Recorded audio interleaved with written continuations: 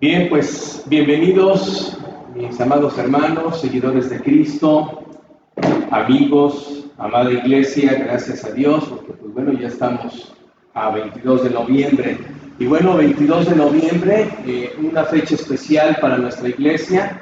Lamentablemente, pues la pandemia nos tiene con muchas limitaciones, estamos pasando una situación mundial difícil. Pensábamos que esta situación de los contagios del coronavirus, pues con 40 días iba a resolverse, luego pensábamos que con 2 meses, luego con 3, luego con 4, y pues bueno, prácticamente vamos a llegar al final de este año con una situación que no solo no ha bajado, sino que ha vuelto a ser una situación de preocupación y de alerta, lo cual pues bueno, nos debe de tener en una situación sobria, y repito, alerta, para que podamos guardarnos y estar protegidos. También, bueno, lamento, y lo digo desde aquí, bueno, teniendo la oportunidad de estar con mis hermanos allá en Indianápolis, lamento la pérdida de la vida de nuestro hermano Jorge Murillo, padre de nuestro hermano y pastor Ricardo Murillo, el hermano Cruz Murillo,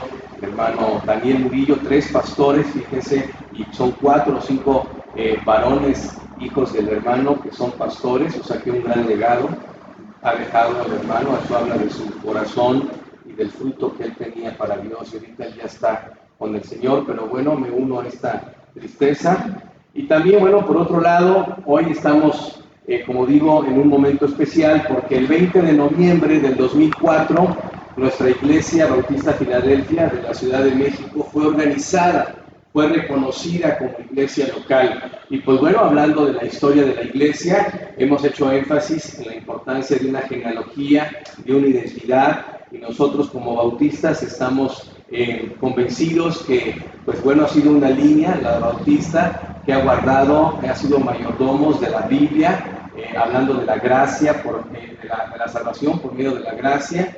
Y pues bueno, también como iglesia, hace 16 años, un grupo de pastores vinieron y dieron fe de que aquí estábamos comenzando con una estructura bíblica, con una doctrina bien fundada y establecida en la palabra. Y pues bueno, ya son 16 años, años de muchas situaciones, momentos de victoria, momentos de prueba, pero bueno, Dios nos ha guardado hasta ahora, y pues bueno, confiamos en el Señor que esto será pues hasta su regreso. Pero bueno, estamos en este tema, por favor, pueden pasar se me olvidó estamos en este tema de la Apocalipsis, este precioso libro de Apocalipsis, la última revelación. Y pues bueno, hemos abarcado mucho. Antemano aprovecho también para pedir una disculpa. Hemos tenido problemas con el internet y con algunos asuntos. Confiamos que esta situación poco a poco, a través de recursos, podamos irlos mejorando. Pero bueno, estamos hablando de la historia de la iglesia en el libro de Apocalipsis. Estamos prácticamente todavía en los capítulos primeros, en el 3 para ser precisos, y estamos hablando de esta etapa tan importante. Ahora, como introducción quiero decirles algo. En noviembre del 2008, por la gracia de Dios, tuve la oportunidad de estar en Ámsterdam.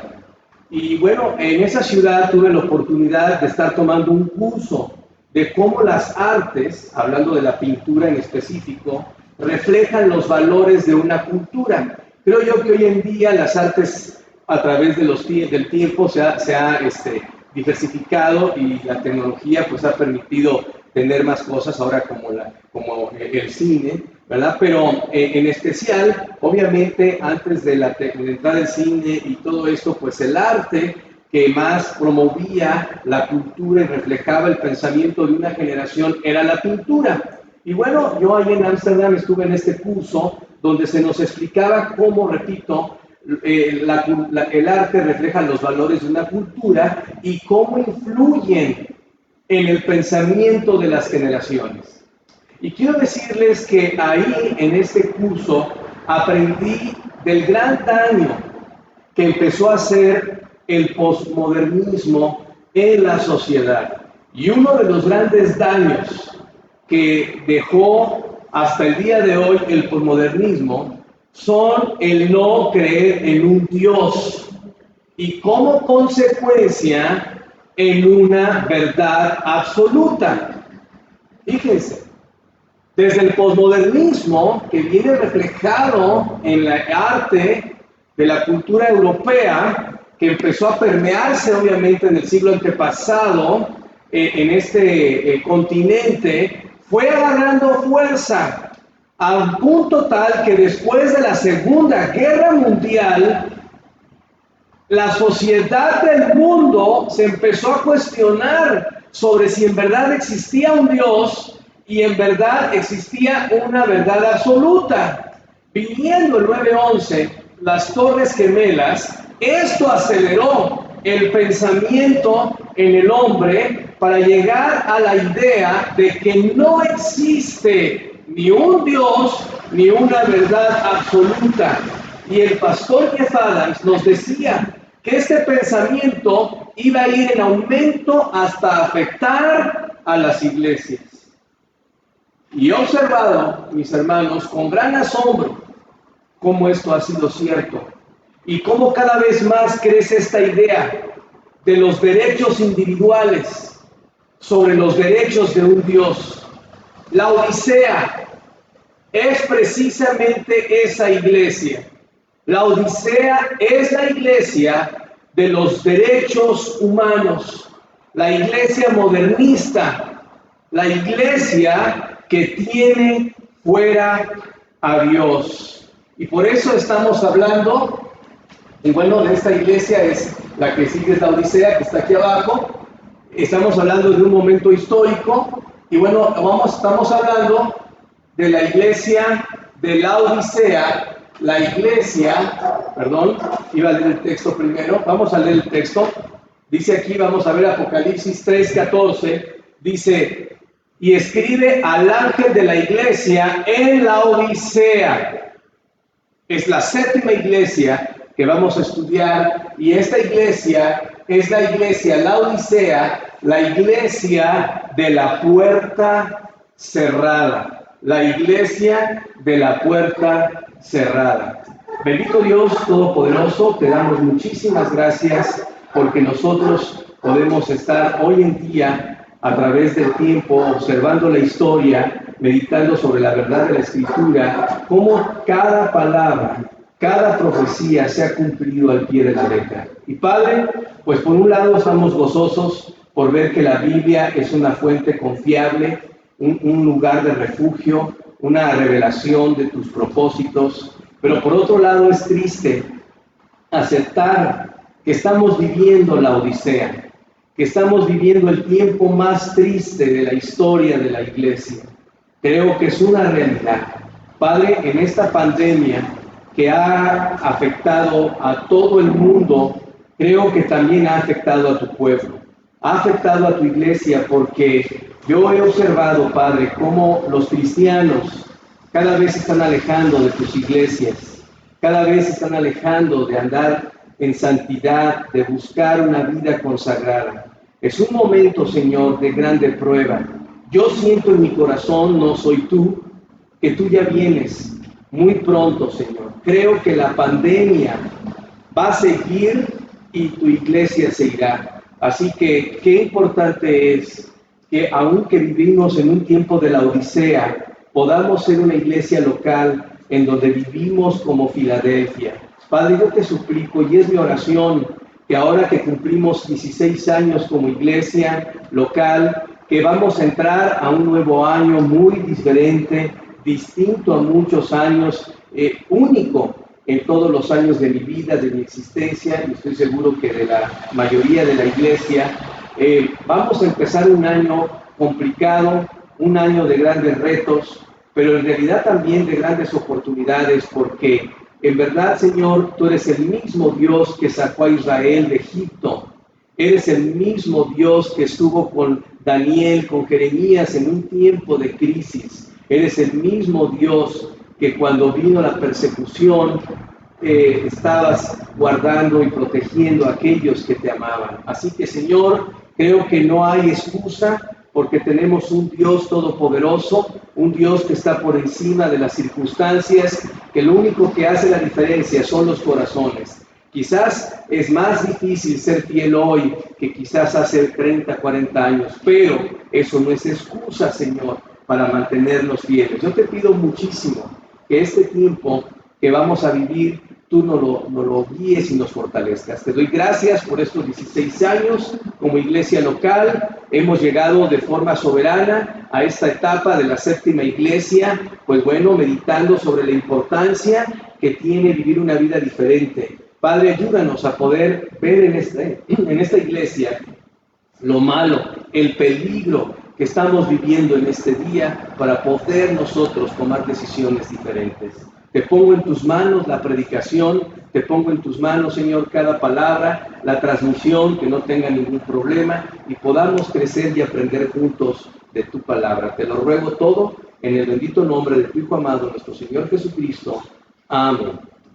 Pues bien, mis hermanos, estamos viendo este tiempo tan importante en la historia de la iglesia, que es la iglesia de la Odisea. Y repito el texto, vuelvo a la parte del texto, quiero repetir el texto. Dice aquí, es la séptima ya iglesia, repito, y dice Apocalipsis 3:17, y escribe al ángel de la iglesia en la Odisea.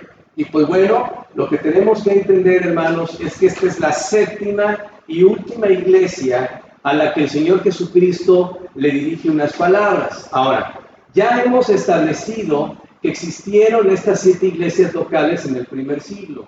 Es decir, hace 2000 años, en un lugar llamado Turquía, el día de hoy, en Asia Menor, Dios fundó, estableció, formó, llamó a creyentes a organizarse como iglesias locales que estaban en estas 7 ciudades. Ahora, como ya lo he dicho antes, no quiere decir que eran las únicas 7 iglesias en Asia Menor. Lo más seguro es que había muchas más iglesias, pero Dios escogió de forma soberana estas 7 iglesias para darnos un panorama, y aquí esa es la parte que estamos haciendo mucho énfasis, para darnos un panorama de la historia de esta iglesia, en estos 2000 años antes de su bendito regreso. Y también, en un sentido espiritual, de forma local, siguen existiendo estas 7 iglesias. De alguna forma, cada iglesia local encaja en una de estas 7 descripciones.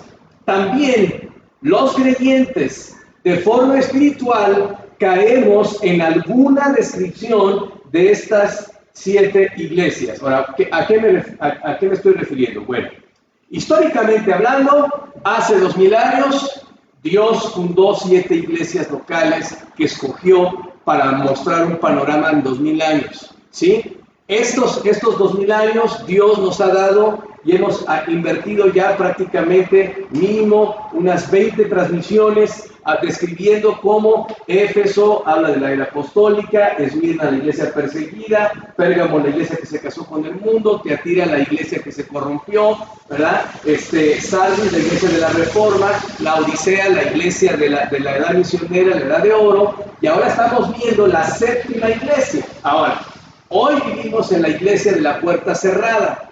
Y lo más importante es entender que de forma local, aunque vivimos en la era de la iglesia de la Odisea, podemos ser una iglesia Filadelfia de forma local. Y no hablo del nombre, hablo del perfil espiritual que describe aquí Dios.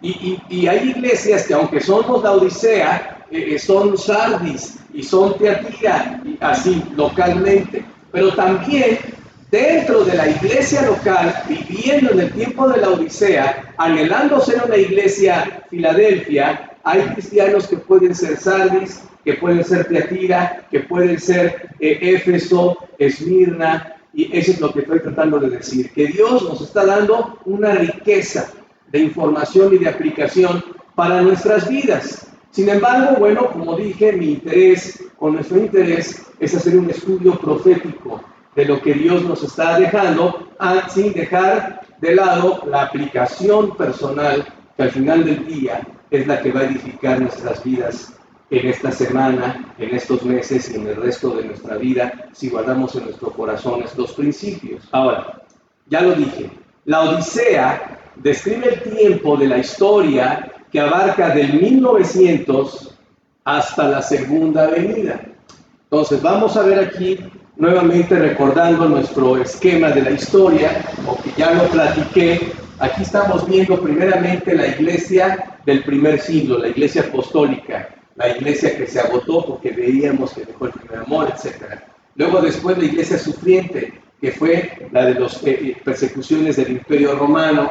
Luego vino la iglesia que se casó con el mundo, la iglesia de Constantino. Luego la iglesia de pagana, que fue la iglesia de los papas, que es del siglo V bueno, más bien del año 500 al 1500. Luego después viene la iglesia de la Reforma, que bueno, comenzó con estas tesis que puso, 95 tesis que puso Lutero en la puerta de una iglesia. Y bueno, esta era termina y comienza la era de la Edad Dorada de misiones, a la cual le ocupamos muchísimo tiempo, porque mi interés era hacer la conexión entre lo que Dios reconoce de esta iglesia y en la práctica cómo se vio. ¿Y cómo se vio? Se vio en vidas de hombres y en congregaciones enteras consagrándose y dando todo para Cristo. Y bueno, lamentablemente, hoy estamos entrando, más bien desde el año de 1900, comenzó la iglesia de la Odisea, y como lo dije en la introducción, con el posmodernismo, obviamente la iglesia ha ido perdiendo cada vez terreno. La iglesia, lamentablemente, como la Biblia nos profetiza, como movimiento, como dispensación de la iglesia, para manejar una palabra que comenzó desde Hechos 2, va a fracasar en su propósito. Así lo dice la Biblia, porque la Odisea es una iglesia que fracasa. Lo vamos a ver, una iglesia que Dios no nos está diciendo esperar algo diferente. Y algo muy importante, yo escucho entre muchos cristianos optimistas: falta el último avivamiento, estamos en el avivamiento, vamos a orar por un avivamiento del mundo. Eso no va a pasar. Por eso no quiere decir que no busquemos el avivamiento local y no busquemos el avivamiento personal, pero estoy hablando de la escena mundial, del escenario, del clima espiritual en el mundo. Y bueno, la etapa es de 1900, ¿verdad?, hasta nuestros días, pero yo diría, esta etapa es de 1900 hasta la segunda venida. Ahora, subrayo, hasta la segunda venida. No digo arrebatamiento, porque esta iglesia de mayoría profesante y no nacidos de nuevo pasará por la tribulación y vivirá los últimos momentos de ira de Dios sobre la tierra. Y repito, yo siento en mi corazón y me cuido mucho, pero yo creo que la iglesia verdadera va a vivir hasta el arrebatamiento de esta pandemia. Yo creo que esto va a irse cada vez más manifestando como una forma de esconder a la iglesia, porque muchos cristianos verdaderos y falsos están dejando de congregarse. Con la pandemia y aún con todo esto, Dios está esperando de nosotros una fidelidad, pero creo yo que va a ser el escenario que va a usar el diablo para que cuando la iglesia invisible de Dios, los verdaderos creyentes, sean arrebatados, sea muy desapercibido, que tiene que ver con iglesias locales que invocan y adoran al Dios de la Biblia. Esa es mi idea. No soy Dios, pero es lo que siento en mi corazón, y por eso creo que hoy más que nunca nuestra iglesia, la iglesia Filadelfia de la Ciudad de México, y todos mis hermanos amados que escuchan estas transmisiones, debemos de entender que hoy más que nunca Dios está esperando de nosotros un verdadero deseo de agradarle y de transformar nuestras vidas y establecer como prioridad su persona en nosotros y sus propósitos en nuestras vidas. Eso es lo que yo creo y eso es lo que yo les animo, porque yo lo que deseo de todo corazón es, como les he dicho, viendo la vida cristiana como una carrera, es echarme mi último sprint, el último esfuerzo, dar el 100% para llegar a la meta que el Señor nos ha trazado. Pero bueno, como iglesia, históricamente, la Odisea es una iglesia de puertas cerradas. Y bueno, como hemos hecho en cada transmisión, vamos a ver un poquito de la ciudad de la Odisea. Y vamos a ver que la propia ciudad nos enseña un poquito de lo que Dios está diciéndole a esta iglesia. Bueno, ¿qué podemos decir de la Odisea? Como ya lo he dicho, es una ciudad que existió hace 2000 años, bueno, en realidad no existe más bien, pero donde estuvo una iglesia que existió hace 2000 años. La Odisea está ubicada en un valle al sur de Frigia, hablando de Turquía, y tenía una posición estratégica y comercial. La ciudad fue fundada en el año 200 antes de Cristo. Y bueno, esta ciudad, un dato que me llamó la atención y que creo que es importante para ver el perfil, cómo Dios sí saca algo que va a perpetuar para cada etapa de la iglesia, o bueno, en el sentido de cada una que hemos visto. Y bueno, en este caso, la ciudad de la Odisea era la más rica del mundo antiguo. Este dato para mí es importante, porque cuando entremos, ya me estoy adelantando, cuando entremos a las recriminaciones de Dios a la iglesia de la Odisea, ¿qué le recrimina? Tú dices que eres rica. Qué interesante, porque esta ciudad era la más rica del mundo antiguo y se jactaba de eso. Y les voy a decir por qué. Esta ciudad fue destruida por un terremoto en el año 61 después de Cristo. ¿No se han dado cuenta que en Turquía tiembla mucho más? Aparte de aquí de la Ciudad de México. Es una zona que Dios tiene allí con esa característica. Pero bueno, esta ciudad fue destruida en el año 61 después de Cristo. Y fíjense qué hizo esta ciudad. Rehusó la ayuda de Roma para la reconstrucción y dijo, nosotros podemos reconstruirnos sin la ayuda del imperio. Y lo hicieron. Tenía mucho orgullo. Esta ciudad era arrogante. Y lamentablemente podemos ver que la iglesia de la Odisea tiene ese problema. Siente que no necesita de Dios y que puede vivir una vida sin tomar en cuenta a Dios. Que podemos captarnos del confort y de la vida cómoda que hoy nos ofrece la tecnología y la economía y todo, pensando que porque estamos cómodos y no nos pasa nada, estamos bien delante de Dios. Y esta ciudad tenía esa arrogancia. Tenía mucho orgullo, era famosa porque aquí se hacían vestidos de lana que se exportaban con un vestido especial que no recuerdo el nombre, pero que era algo famoso y que venía exclusivamente de esa ciudad, mostrando su prestigio en el tiempo en que Dios fundó esta iglesia. Pero también algo interesante que Dios retoma cuando los exhorta a esta iglesia. Esta iglesia era famosa por producir dos ungüentos medicinales. Uno era para los ojos, el colirio, y el otro para los oídos. Y vamos a ver que Dios les dice, ¿verdad?, que tienen un problema. Y, o sea, siempre Dios, lo que dice lo que pensamos que tenemos, Dios nos los recrimina como una debilidad o una carencia.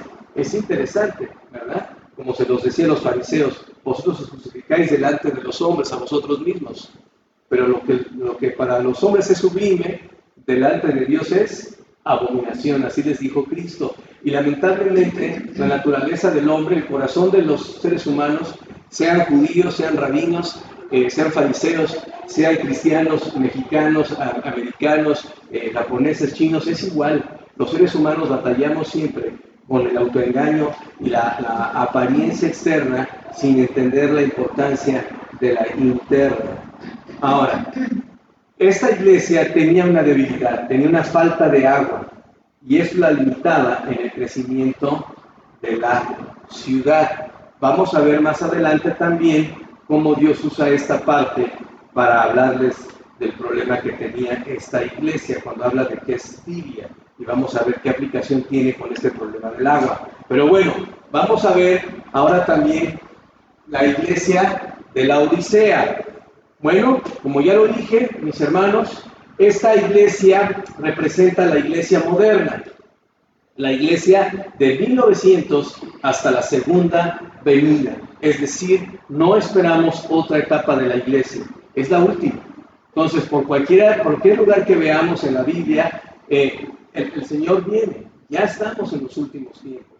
Ahora, cuando uno estudia la historia, vemos que en promedio, bueno, las primeras duraron 100 años, 150, 200 años. La más larga fue el milenio satánico, ¿verdad? Y sabemos que ese fue un tiempo terrible. Ahora, hablando de la profecía, vemos que el Señor Jesucristo, tomando el cuadro, cuando Él camina sobre las aguas, cuando la barca está siendo azotada por un fuerte viento, cuando sus discípulos fieles van en ella, y Él camina sobre las aguas, cuando viene de orar en el monte, es un cuadro de que Cristo está ahorita intercediendo por nosotros, y un día va a caminar sobre ese mar congelado que está en el tercer cielo, que divide el tercero del segundo cielo, y dice la Biblia que Él llega a la barca a la cuarta vigilia. Y la cuarta vigilia es la vigilia de las 3 a las 6 de la mañana. La vigilia más oscura es la vigilia de las 12 a las 3 de la noche.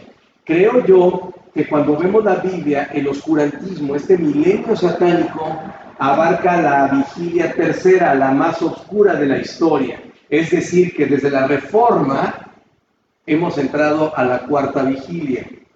O sea que por donde queramos verle, nuestro Señor viene. Y la pregunta que tenemos que hacernos es cómo estamos delante de Dios. ¿Qué prioridades están en nuestras vidas? Porque en realidad va a ser una gran pérdida que nosotros estemos invirtiendo tiempo en cosas que no tienen un valor y que en verdad se van a quedar aquí cuando nosotros muramos o, repito, que eso es lo que esperamos, seamos arrebatados. Así que esta es la iglesia que va a venir, en la que va a venir el Señor por su iglesia, aunque la iglesia como organismo humano va a continuar hasta el tiempo de la segunda venida y van a vivir la tribulación, los no cristianos, los no nacidos de nuevo. Acabando la historia de la iglesia, mis hermanos, vamos a entrar en el capítulo 4 de Apocalipsis y vamos a aprender muy detalladamente cómo el arrebatamiento es lo que sigue. Y no solo eso, vamos a definir bíblicamente cuáles son las características de las personas que participan en él, o las condiciones espirituales que debe de vivir, tener un cristiano, tener una persona para poder irse en el arrebatamiento, porque ya por definición el cristiano se va en el arrebatamiento.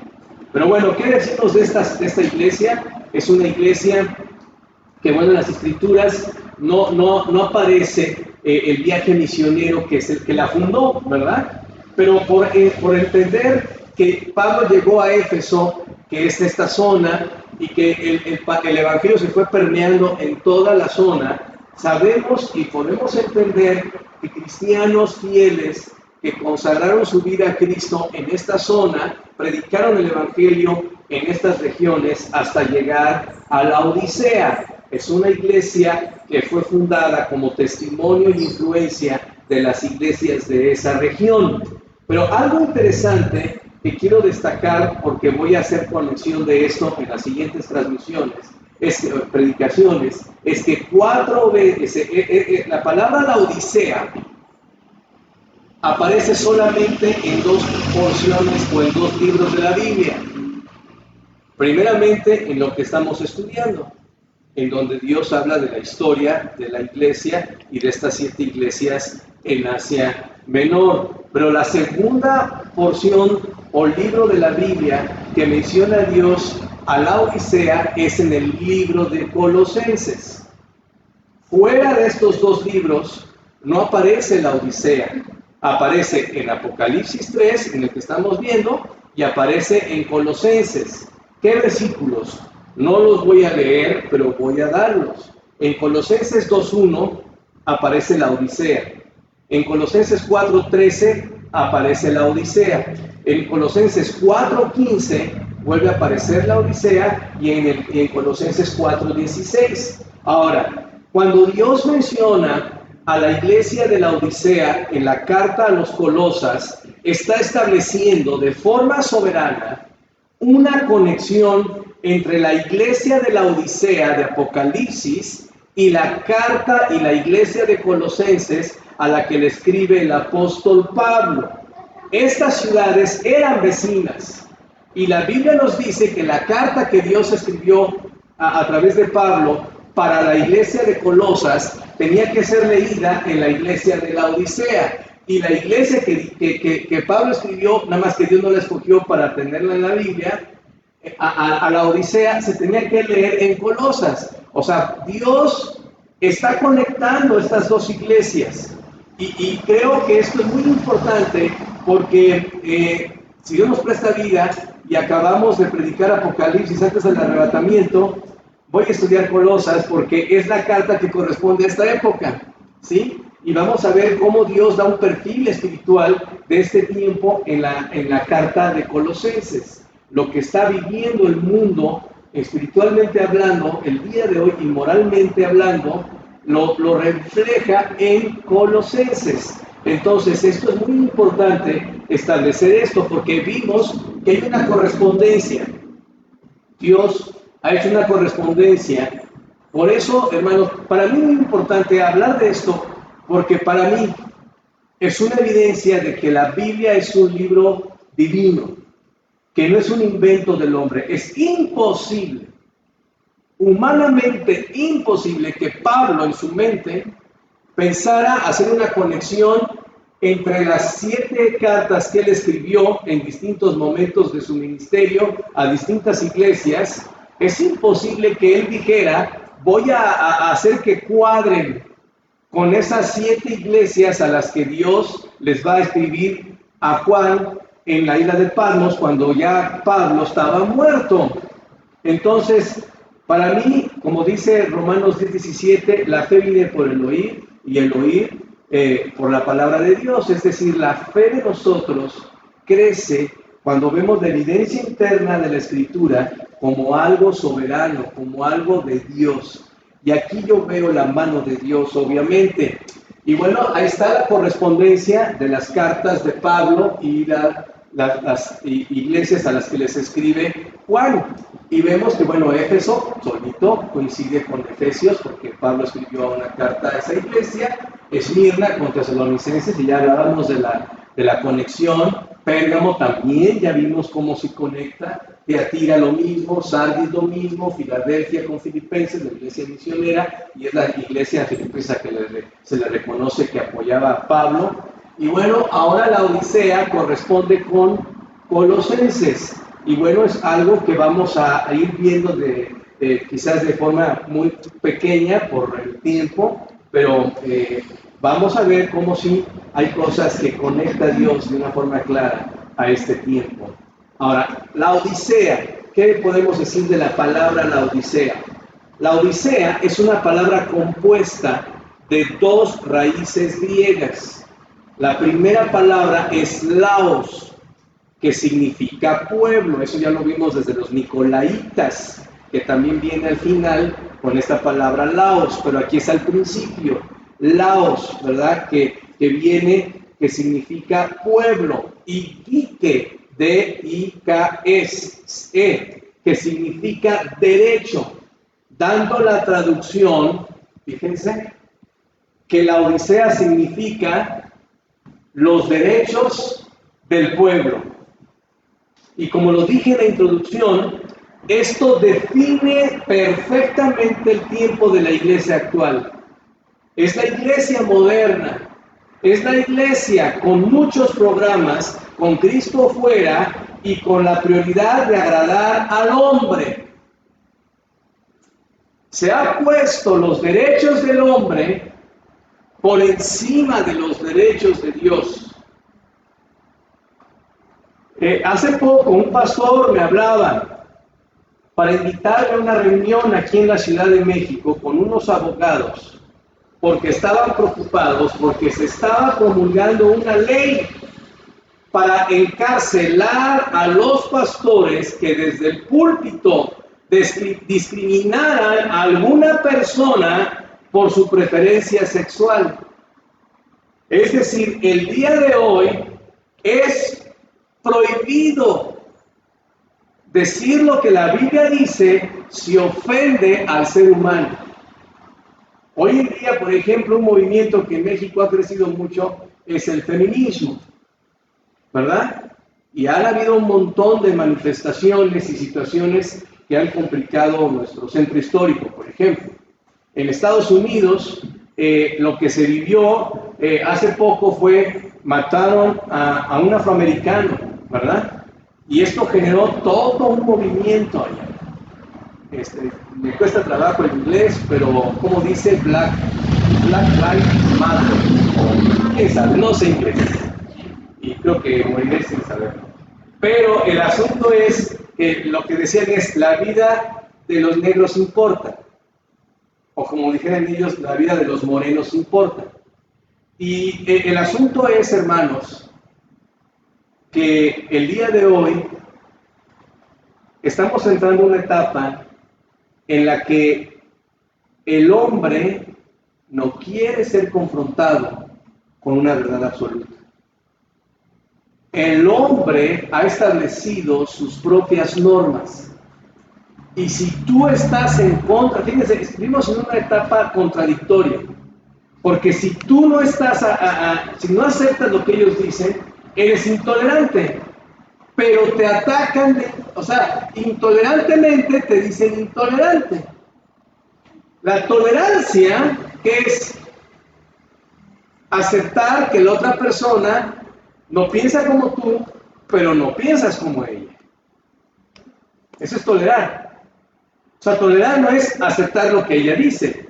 Aceptar es, no, yo no acepto lo que dices, pero te tolero.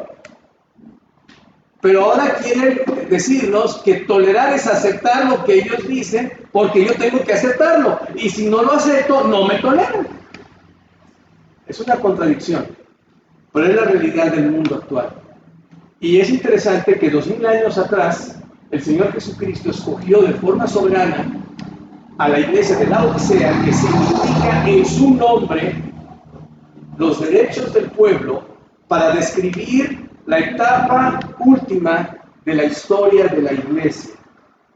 Es una etapa complicada. Quizás aquí nuestra iglesia no tiene ese problema porque Dios nos ha guardado de no tener un supertemplo con todas las condiciones, y creo que eso nos ha ayudado para que estén los fieles verdaderos, ¿verdad? Pero en términos generales hay muchas personas que buscan la iglesia por comodidad. Se van a iglesias grandes, donde son solamente espectadores de un show y donde se sienten a gusto porque ya pagaron culpas, porque ya fueron a la iglesia. Pero obviamente se esconden en la multitud sin tomar decisiones de vivir en santidad y mucho menos de servir a Dios en un compromiso. Esa es la etapa de la iglesia que estamos viviendo.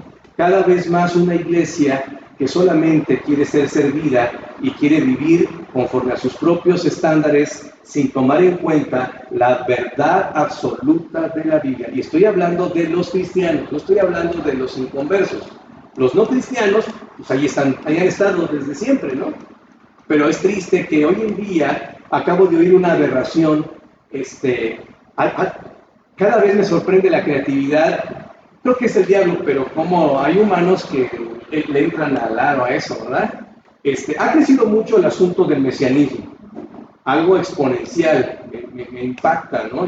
Y en el fondo parece una inocentada porque solamente se habla de palabritas que dile eterno, que Isaiah Meshaya, que sé qué tanto, digo, si no sé español y luego no sé, menos voy a saber hebreo, pero hoy en día, ayer acabo de oír otra nueva locura. Predicar de los libros apócrifos.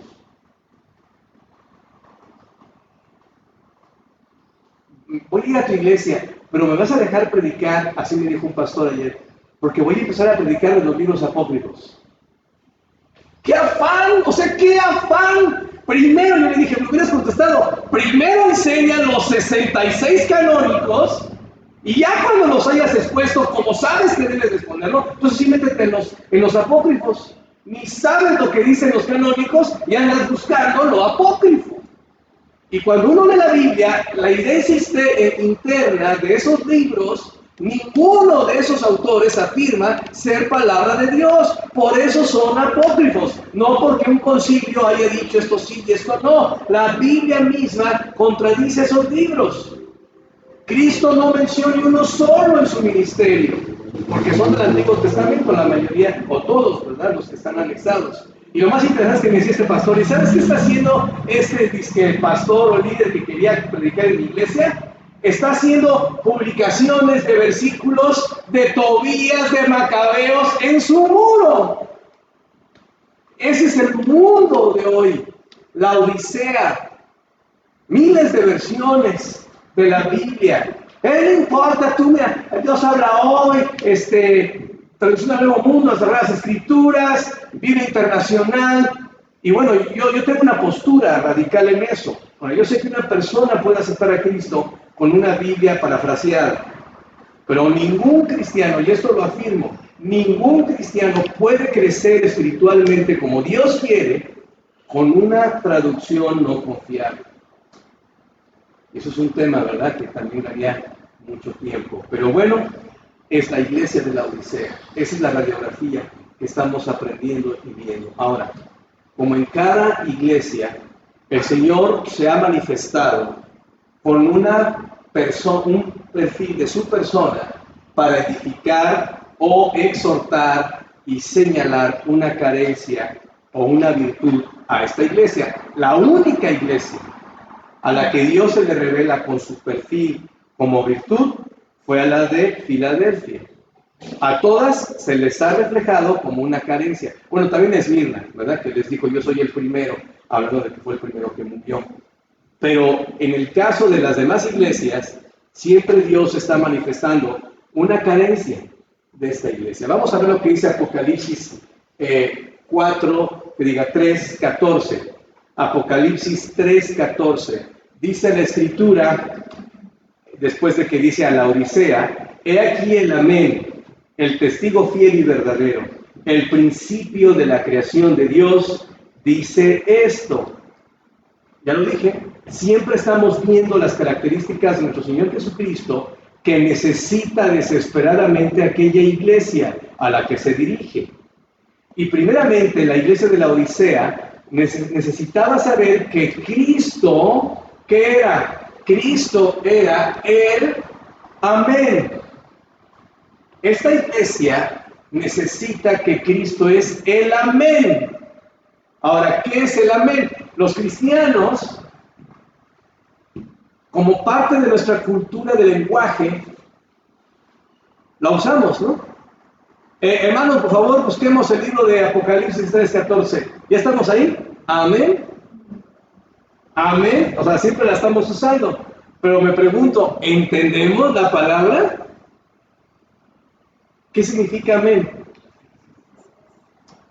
Es una afirmación de la verdad. La frase amén es una afirmación de la verdad. ¿Qué dije que entró con el posmodernismo? La idea de que no existe una verdad absoluta. ¿Sí? Esa es tu verdad, pero yo tengo la mía y respeta mi verdad. Y yo pregunto, ¿no existe una verdad absoluta? O sea, ¿todos los caminos llevan a Roma, en realidad? ¿Verdad que no es cierto? En un sentido figurado, pues sabemos lo que quiere decir, pero no. Vamos a hablar con la verdad. Si yo quiero ir a Veracruz y agarro la carretera a Cuernavaca, mi verdad es que yo yendo a Acapulco llego a Veracruz. Y soy sincero, y no me critiques. Yo voy a ir para acá. Y aunque tú digas que tu verdad es para allá, yo digo que es para acá. Pues adelante, pero no vas a llegar a tu destino. Hay verdades absolutas. No hay dos ciudades de México. En un sentido sentido figurado, para mí, cuando estoy en el centro de Beijing, estoy en la Ciudad de México porque está igualito, un montón de contaminación y un montón de chinos por todos lados. Yo digo que estoy en la Ciudad de México. Bueno, entiendo la figura, ¿verdad? Entiendo la analogía, pero no es la Ciudad de México. Un lugar en el globo terráqueo geográficamente está identificado como Beijing y un lugar en el globo terráqueo está identificado como Ciudad de México. Y eso es una verdad absoluta. No importa lo que tú creas, es una verdad absoluta. ¿Sí? Bueno, si nos ponemos en el contexto de lo que el Señor está diciendo, Él está diciendo, yo soy el Amén. Acuérdense que Él, y ahorita lo voy a leer un poco, que Él es la palabra encarnada. ¿Sí? Soy la verdad absoluta.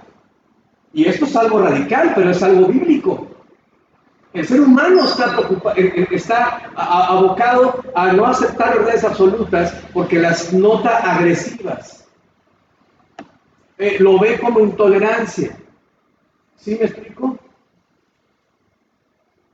Esta iglesia necesitaba entender que Jesucristo era el Amén. Y la iglesia de ahora necesita desesperadamente entender que Él es la afirmación de la verdad. Ahora, el Señor Jesucristo hacía uso de esta frase de una forma repetitiva. Él decía, de cierto te digo. La decía 2 veces, de cierto es amén. ¿Sí?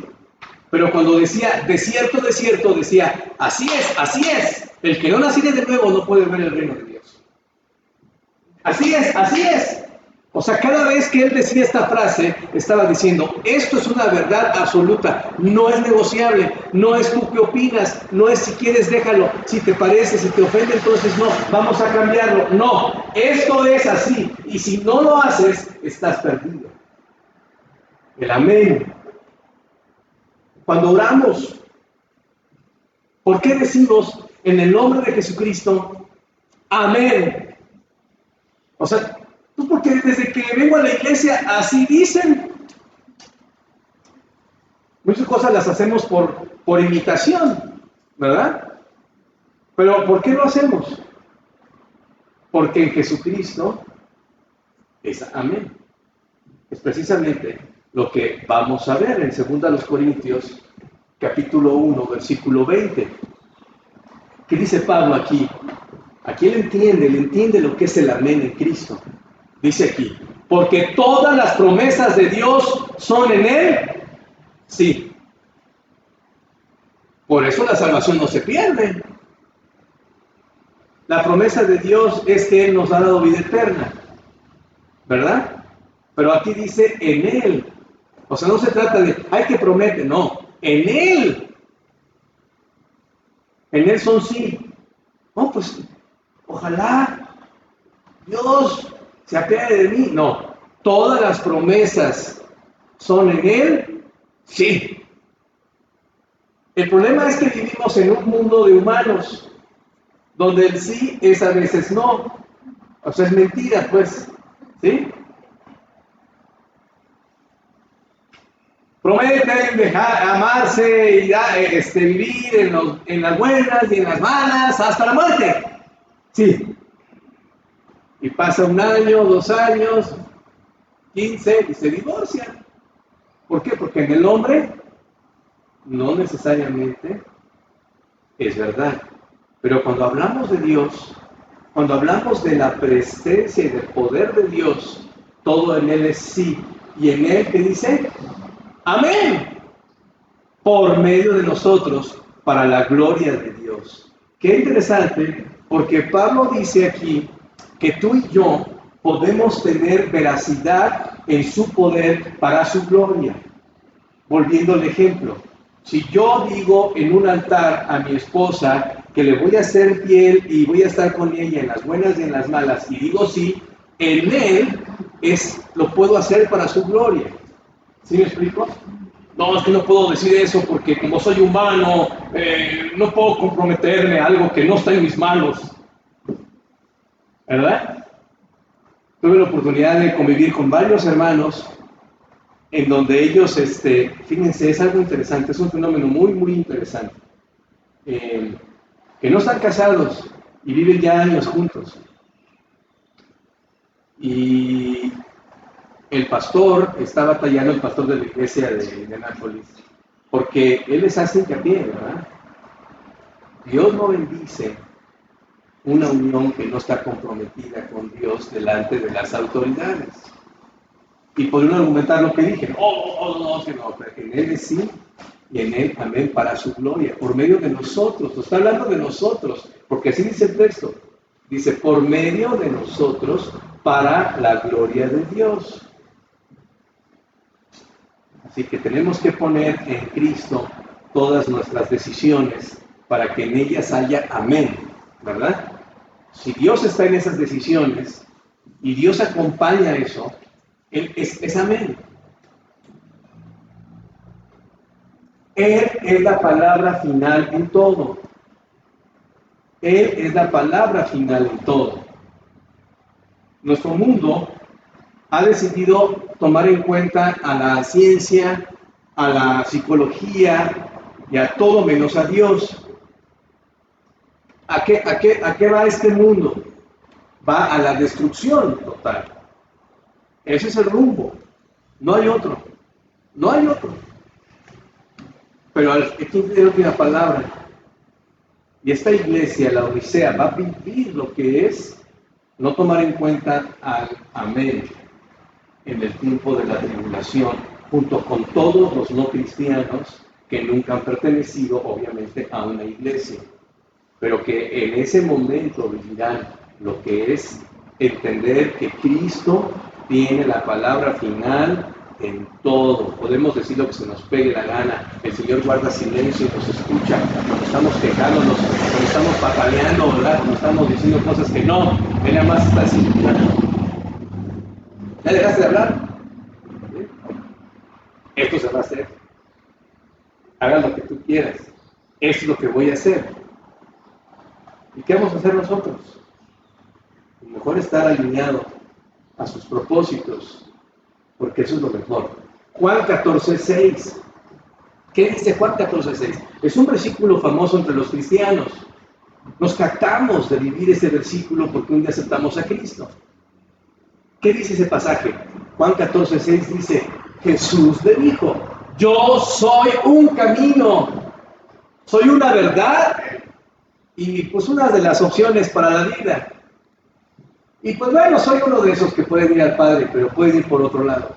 Totalmente lo dije al revés, ¿verdad? Ese es un pasaje absoluto. No deja escapatoria, ¿eh? No hay para dónde moverse con este versículo. Cristo dice, yo soy el camino absoluto. No hay otro. No hay dos caminos para llegar a mí, al cielo, al Padre. Solo hay uno. Yo soy el camino, soy la verdad. No, mira, tú crees que, mira, que es que los musulmanes, pues es que los budistas, es que no sé qué, pues ellos de alguna forma buscan al ser supremo, porque lo importante es que hay un ser supremo. No, lo importante es que hay un camino, lo importante es que hay una verdad. Y esas dos cosas te dan la vida. Si no estás en el camino y no estás en la verdad, no tienes vida. Y con toda tu verdad personal, de tu religión, de tu filosofía, de tu forma de vivir, con toda esa, Cristo tiene la última palabra, y la última palabra es, no te vas conmigo. No tienes vida eterna. Yo soy el camino, la verdad y la vida. Cristo podía decir esto tan radical, Cristo no podía decir esto tan radical si Él no fuese Dios.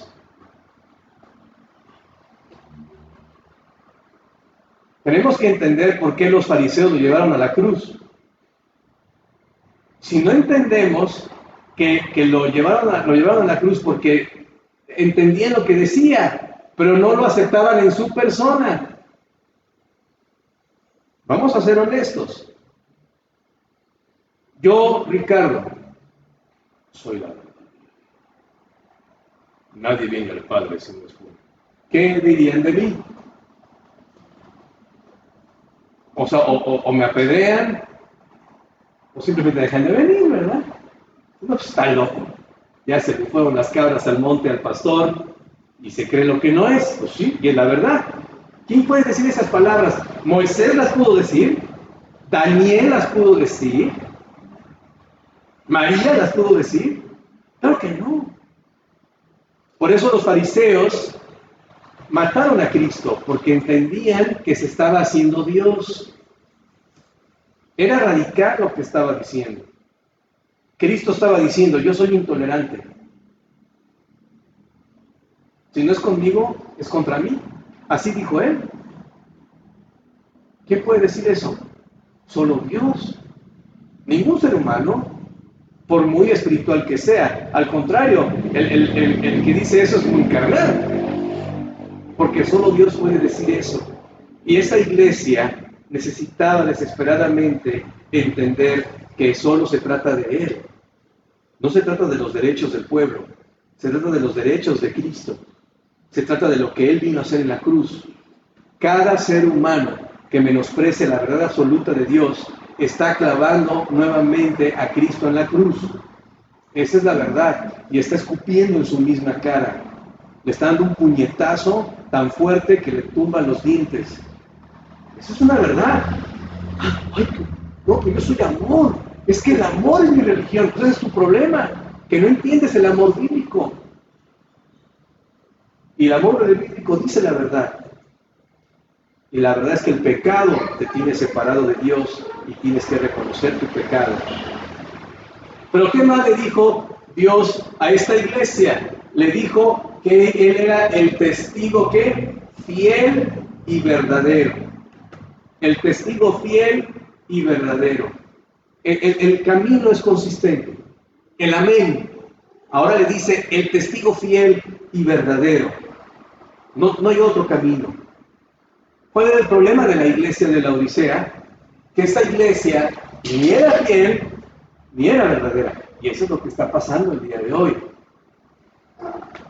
Hay una gran preocupación entre los pastores, lo cual yo me incluyo, porque esta pandemia está haciendo que los creyentes, o los que decimos que son creyentes, están dejando de ver la iglesia local como un lugar importante para su crecimiento espiritual y su alimento y refugio como creyentes. Gracias a Dios por la tecnología y gracias a Dios porque esto nos permite cuidarnos en esta pandemia, guardarnos a la distancia. Eso no lo estoy criticando. Estoy hablando de aquellos creyentes que piensan que las transmisiones sustituyen la reunión de la iglesia. Ahora, si el gobierno vuelve a ponernos en el encierro total, hay que obedecer. Y gracias a Dios porque podremos vernos en transmisiones. Pero, importante, Dios está moviéndose en un tiempo de una iglesia que no quiere tomar en cuenta a Dios como el amén, como el testigo fiel y verdadero. Esa es la verdad. Pero también, ¿qué les dijo? El principio de la creación de Dios. Y bueno, esta frase parece muy, ¿cómo les diré? Pues sí, ¿no? Cristo es Dios, pero en realidad en este tiempo se está volviendo a cuestionar la vida de Cristo. Vuelvo al grupo de los mesiánicos. Y tengo un amigo, lo estimo mucho, ¿verdad? Cuando éramos compañeros de secundaria, ¿verdad? Convivimos, pero es triste porque veo cómo, aunque manejan la verdad de la Biblia, todo el enfoque es llegar al punto de que Cristo no es Dios como tal, sino una manifestación de Dios en palabra. O sea, frases, como dice Efesios 4:14, usando con astucia las artimañas del error. Y esto es muy, muy peligroso. Y esto es lo que la Biblia está diciéndonos en este tiempo de la iglesia de la Odisea, que necesita entender el principio de la creación. ¿Qué podemos decir de Cristo? Cristo Él es la fuerza motora y dinámica de la creación. Juan 1.1, ¿qué dice Juan 1.1? Dice, en el principio era el verbo, y el verbo era con Dios. ¿Y qué dice literal? Y el verbo era Dios. Ahora, nosotros podemos decir, algunos podrían decir, sobre todo los testigos de Jehová, dicen, no, es que Dios lo hizo. No, espérate, porque ahí dice después, era un Dios, porque ellos le agregaron el un, ¿verdad? Como si pusiéramos en Juan 14.6 un camino, ¿verdad? Fíjense el cambio tan radical con una sola palabrita, ¿verdad? No, era Dios. Ahora vamos a aceptar sin conceder porque dicen que en los manuscritos más antiguos no está le falta el un Dios. Más bien en los más nuevos, pero en los antiguos sí está el un Dios. Y como les he dicho, el conflicto no es si es más antiguo, el conflicto es ver de qué línea viene esa traducción. ¿Sí? Lo más importante es ver de qué línea viene. Y sabemos que la línea confiable es la de Antioquía.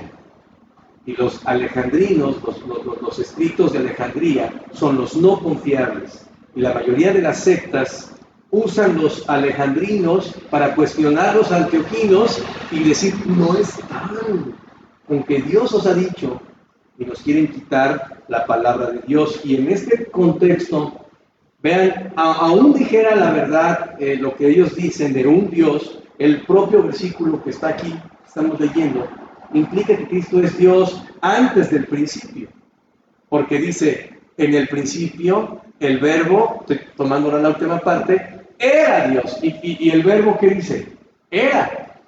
El principio, en el principio, el verbo era Dios. ¿Qué está diciendo? Que Cristo está antes del principio.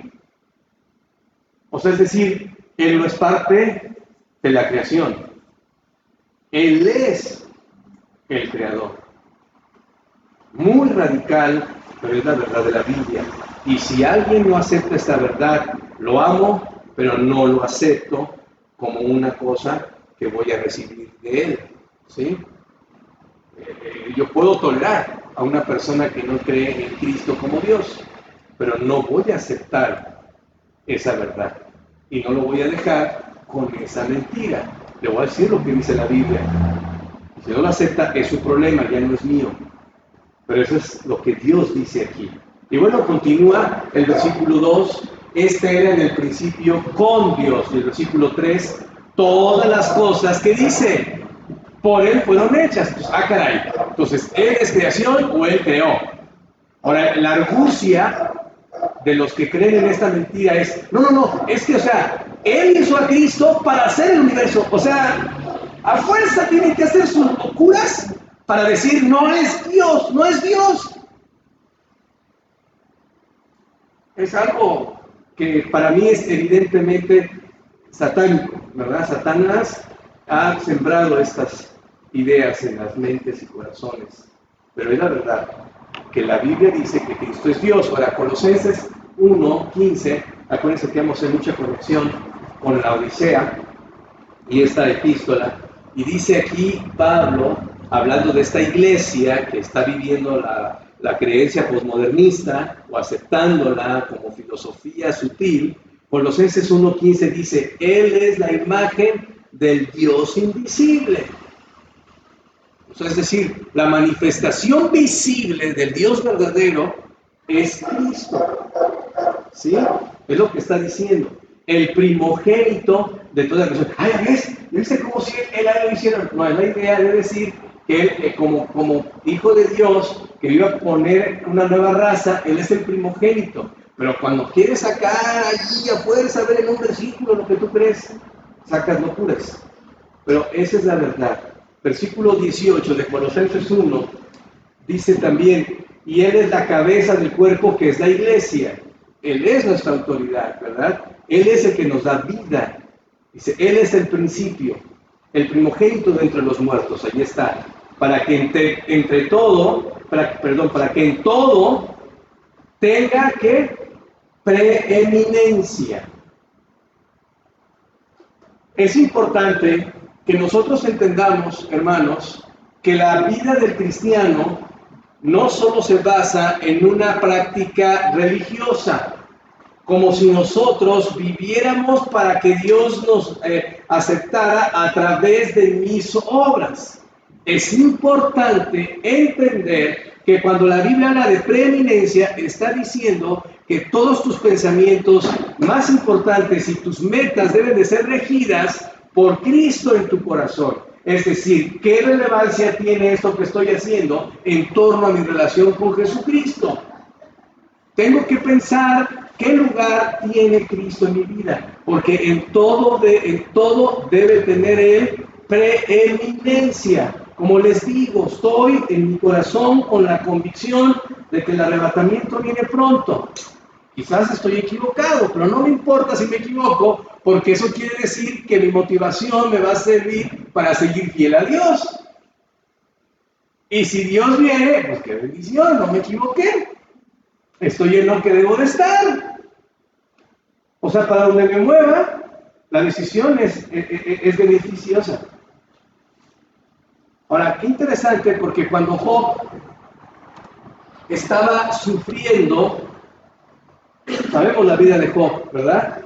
Sabemos la historia, un hombre bendecido económicamente, con una riqueza, con una familia, varios hijos, 10. Vemos que en un momento en el cielo Satanás está en la presencia de Dios y Dios le dice, ¿verdad? ¿No has considerado a mi siervo Job, que no hay otro, estoy parafraseando el pasaje, que no hay otro como él en la tierra? ¿Y qué le dice Satanás? ¡Ay, por favor, pues ¿cómo no te va a ser fiel si le das todo? Pues cualquiera, ¿verdad? Pues para de sufrir. Ahí lo tienes, ¿verdad? Con las riquezas y el aceite de la unción, todo tiene ahí, la prosperidad. ¿Qué le dijo Dios?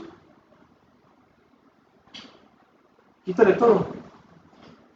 Quítale todo y vas a ver que sigue siendo fiel. ¿Y qué hizo Satanás? Ni presto ni perezoso, hizo pedazos, ¿verdad? La vida de Job. Y todavía llega después y le dice, mira, Dios le dice, mira, ¿ya viste cómo no me ha fallado? Y dice, no, bueno, pues es que, digo, no tiene nada, pero tiene salud. Ah, enférmalo.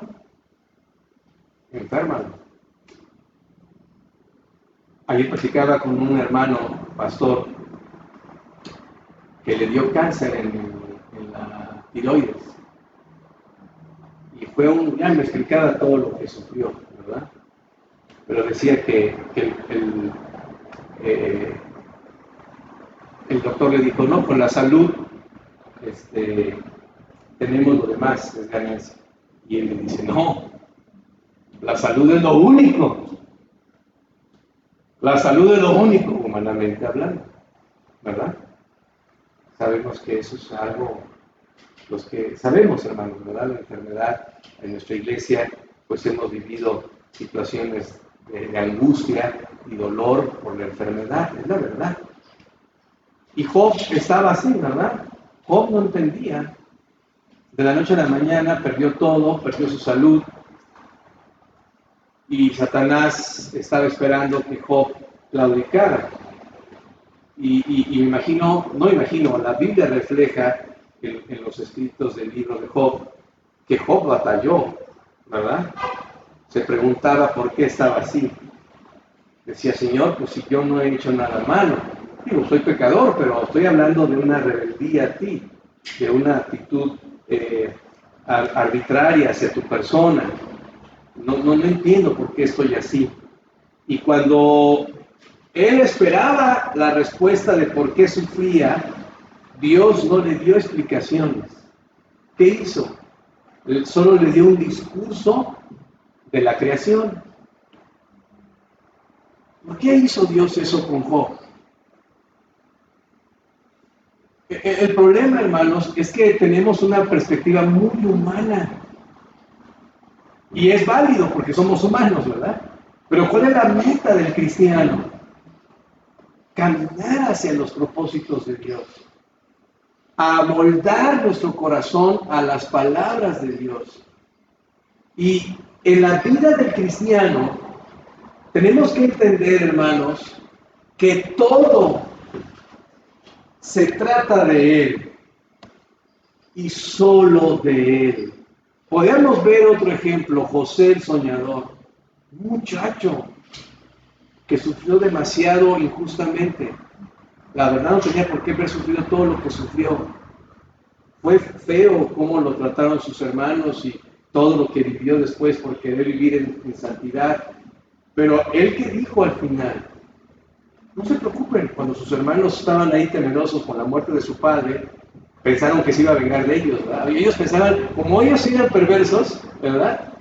Pensaron que José se estaba aguantando por amor a su padre, ¿verdad? Y bueno, ahora que se muera mi papá, nos va a hacer pedazos, nos va a acabar. Y todavía dicen, mi papá dijo que cuando murieran no nos trataras mal. Y dice ella que se puso a llorar. O sea, porque le dolía ver el corazón de sus hermanos. ¿Qué les dijo? Oigan, Dios fue el que me llevó a Egipto. Hermanos, tenemos dos opciones. Amargarnos en nuestras circunstancias, quejándonos delante de Dios, o decir Él y todo se trata de Él. Tú tienes un propósito, Señor. No sé cuál es.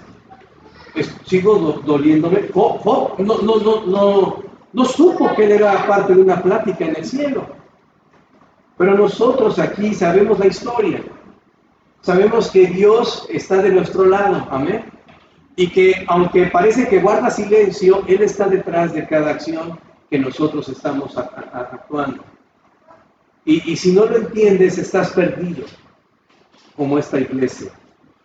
Si no entendemos que Dios está en control de todo lo que hacemos, que Él quiere tener el control de todo lo que hacemos, o sea, Él está en control, pero a veces el cristiano está queriendo hacer lo que quiere. Es como la mosca que está dentro del carro, que se quiere salir cuando el coche ya está de un destino a otro. Y ahí está, gire, no, ya estás dentro del auto y te va a llevar a un destino. Y cuando sales a la ventana vas a llegar a otro lugar que quizás jamás vas a volver a encontrar de donde saliste. ¿Qué es lo mejor? Ajústate a lo que Dios está haciendo con este auto. Dale el control a Dios. La iglesia de la Odisea, hermanos, es una iglesia que refleja el orgullo del ser humano de querer hacer las cosas sin tomar en cuenta a Dios. Así que para terminar, en este 16º aniversario que tenemos como iglesia, Filadelfia, Ciudad de México, un aniversario totalmente diferente. Estaríamos de manteles largos ahorita, ¿verdad? Preparando unas ricas carnitas, como las que hace mi hermano Lalo, o una rica carne asada, con mi hermano Jimmy, o un rico pozole, ¿verdad? Pero ahorita estamos en una realidad diferente. Pero eso no quiere decir que Dios no esté en control. Dios ha sido fiel estos 16 años. Y el Dios que nos ha guardado y que vivimos en un mundo ahorita tan terrible con las muertes y los contagios, Dios nos seguirá guardando. Y si alguno de forma particular llega a ser parte de esta terrible enfermedad, Dios tiene un propósito y tenemos que glorificarle y decirle amén, Señor. Ahora, 16 años, hermanos. La Odisea, la iglesia de los derechos humanos, sin tomar en cuenta los derechos del Creador, es la iglesia que nos tocó vivir. Es la iglesia de la puerta cerrada, contrastando completamente con la iglesia de Filadelfia, que fue la iglesia de las puertas abiertas. Pero la pregunta que hago a la iglesia local, Ciudad de México, Filadelfia, mis hermanos que están de aquel lado, como iglesia local, los que estamos aquí, la pregunta que yo hago es, ¿en quién vamos a poner la mirada? ¿En los problemas, en las corrientes del mundo? ¿O vamos a poner la mirada en el amén, en el testigo fiel y verdadero? Solo hay dos caminos. Yo he decidido poner la mirada en mi Señor Jesucristo. Creo que viene un tiempo todavía difícil. Repito, creo que puede ser los últimos tiempos de la iglesia en la tierra, la iglesia verdadera. Pero ¿qué vamos a hacer? ¿Nos vamos a ahogar en nuestros problemas o vamos a seguir a los propósitos de nuestro gran Dios? Hemos resuelto el problema más importante. Cada uno de los que hemos aceptado a Jesucristo hemos pasado de muerte a vida. Cada uno de los que hemos aceptado a Jesucristo hemos recibido un propósito eterno. Así que lo que resta de aquí en adelante es invertir en lo que Dios nos tiene preparado para el día de la eternidad. Y ese día nos daremos cuenta como Job que lo que estaba pasando es que éramos producto de una guerra espiritual en donde solo se estaba definiendo quién quería agradar a Dios por medio de la fe en sus promesas. Amén, hermanos. Amén, hermano. Él es el amén, pero amén, hermano. Bendito Padre, Dios Todopoderoso, pues te damos muchas gracias porque en estos 16 años tú has sido bueno. Somos una iglesia débil y deseo de todo corazón que así como somos una iglesia débil, tengamos puertas abiertas porque queremos obedecerte. Lamentablemente, Dios, vivimos en un tiempo difícil, no solo por la generación de la iglesia La Odisea, sino porque en este momento hay una pandemia que prácticamente nos llevó todo el año y creo que nos llevará el año que entra. Padre, te pido mucho que la iglesia Filadelfia, Ciudad de México, no decaiga. Tú eres el dueño de la iglesia. Tú eres la cabeza de la iglesia. Yo soy otro miembro, soy tu oveja también, Señor. Y me uno a tu iglesia para que tú, nuestro pastor, nuestro Señor, nos guíes a pastos verdes, nos lleves a aguas delicadas, confiando en tus promesas y aún en valle de muerte podamos vivir fieles a ti. Padre, te ruego que la iglesia pueda mantenerse fiel. Te pido por cada familia. Hoy, Señor, vamos a participar de la Santa Cena, una Santa Cena también diferente, pero pues también importante, guardando la sana distancia, cuidándonos, pero también convencidos que es un momento también de predicar a través de tu muerte, anunciando, Señor, hasta que tú vengas. Gracias, Señor, porque tú eres bueno, porque tú eres fiel, y nunca, Señor, nos dejas ni nos dejarás. Te lo pido todo en el bendito nombre de tu Hijo amado, nuestro Señor Jesucristo. Amén. Amén.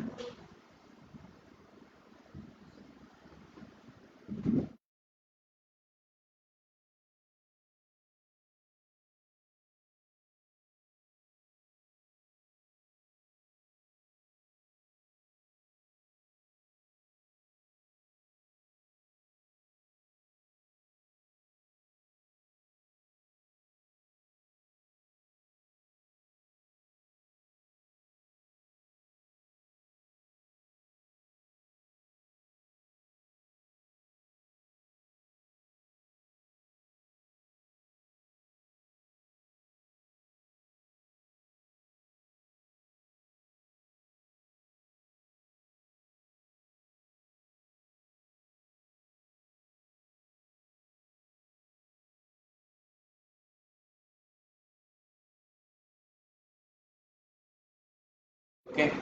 No, mejor la Santa Cena, ¿verdad? Sí. Entonces déjenme mandarles el mensaje. ¿En dónde? Pues que no puedo porque se sigue transmitiendo ahí. ¿Vale? No puedo porque se sigue transmitiendo esta. Bueno, por eso. Pues ahorita estamos mandando un mensaje, o sea, no, Porque tengo que prepararla después. Voy a tardar otro no rato. importa. Pero sí es mejor primero la Santa Cena, porque los hermanos están ahí esperando. No, la alabanza primero. Es que si no, ¿Mande? de todas maneras me tengo que esperar el mismo tiempo de una alabanza, más o menos.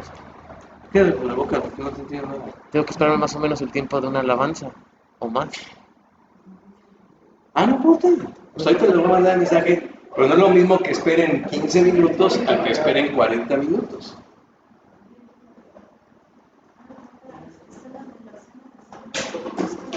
Pero no puedo transmitir y poner música al mismo tiempo.